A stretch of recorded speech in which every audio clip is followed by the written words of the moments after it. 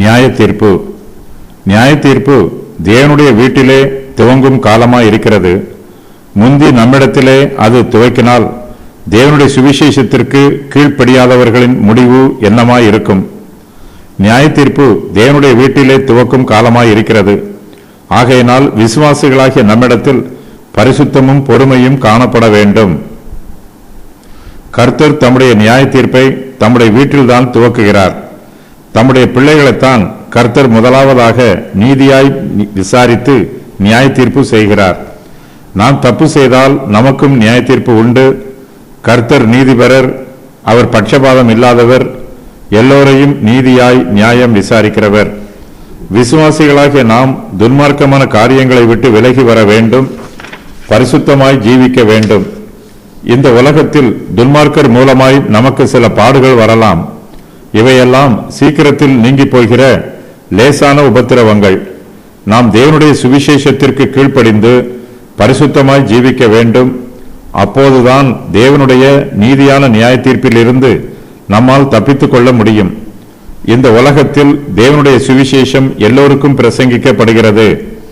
நல்லோரும் சுவிசேஷத்தை கேட்கிறார்கள், துன்மார்க்கரும் சுவிசேஷத்தை கேட்கிறார்கள்.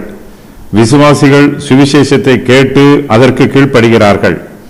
துன்மார்க்கரோ தேவனுடைய சுவிசேஷத்தை கேட்டும் அதற்கு கீழ்ப்படியாமல் போகிறார்கள், துன்மார்க்கமாய் ஜீவிக்கிறார்கள். நியாய தீர்ப்பு நாளின் போது துன்மார்க்கருடைய முடிவு பயங்கரமாய் இருக்கும். சுவிசேஷத்திற்கு கீழ்ப்படிந்து ஜீவிக்கிற விசுவாசிகள் தவறு செய்யும் போது கர்த்தர் நம்மை கண்டித்து உணர்த்துகிறார், நம்மை திருத்துகிறார், நம்மை சிட்சிக்கிறார். சில சமயங்களில் நமக்கு தண்டனையும் கொடுக்கிறார். நாம் அழிந்து போய்விடக் கூடாது என்பதற்காகவே கர்த்தர் நம்மை அன்போடு சிட்சிக்கிறார். தேவன் தம்முடைய நியாய தீர்ப்பை தம்முடைய வீட்டிலே துவக்கி இருக்கிறார். நாம் சிட்சிக்கப்படுகிறோம். நாம் திருந்துவது நமக்கு நல்லது. கர்த்தருடைய சிட்சையை அற்பமாய் எண்ணக்கூடாது. மனம் திரும்பி ரட்சிக்கப்பட வேண்டும். அப்போதுதான் வரப்போகிற மகா நாளின் நியாய தீர்ப்புக்கு நம்மால் தப்பிக்க முடியும். கர்த்தருடைய பிள்ளைகளுக்கு பல துன்பங்கள் வரலாம், பல வேதனைகளும் வரலாம், குடும்பத்தில் பிரச்சனைகள் வரலாம். இவை எல்லாவற்றையும் தாங்கிக் கொள்வதற்கு கர்த்தர் நமக்கு தேவையான பலனை கொடுப்பார். இந்த லேசான உபத்திரவங்களெல்லாம் நம்மை விட்டு சீக்கிரத்தில் நீங்கி போகும். நியாய தீர்ப்பு தேவனுடைய வீட்டிலே துவக்கும் காலமாய் இருப்பதினால் நமக்கும் லேசான உபத்திரவங்கள் வந்திருக்கிறது. இந்த வேதனைகளை நாம் அனுபவிக்கும் போது நம்மை சிட்சிக்கிற கர்த்தரை நோக்கி பார்க்க வேண்டும். அவருடைய சுவிசேஷத்திற்கு கீழ்ப்படிய வேண்டும், மனம் திரும்ப வேண்டும், பரிசுத்தமாய் ஜீவிக்க வேண்டும். அப்போஸ்தலர் பேதுரு தேவனுடைய வீட்டாருக்கும் புறஜாதி வீட்டாருக்கும் இடையில் உள்ள வித்தியாசத்தை சொல்லுகிறார்.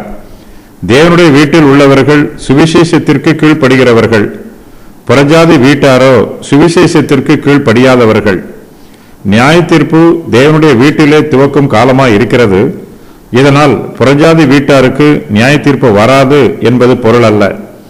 நமக்கு நியாய தீர்ப்பு வருவது போல புறஜாதி வீட்டாருக்கும் நியாய தீர்ப்பு வரும். அவர்களோ சுவிசேஷத்திற்கு கீழ்ப்படியாதவர்கள். நியாய தீர்ப்பு அவர்கள் மீது வரும்போது அவர்களுக்கு நித்திய அழிவு உண்டாகும். அவர்களுடைய முடிவு பரிதாபமாய் முடியும்.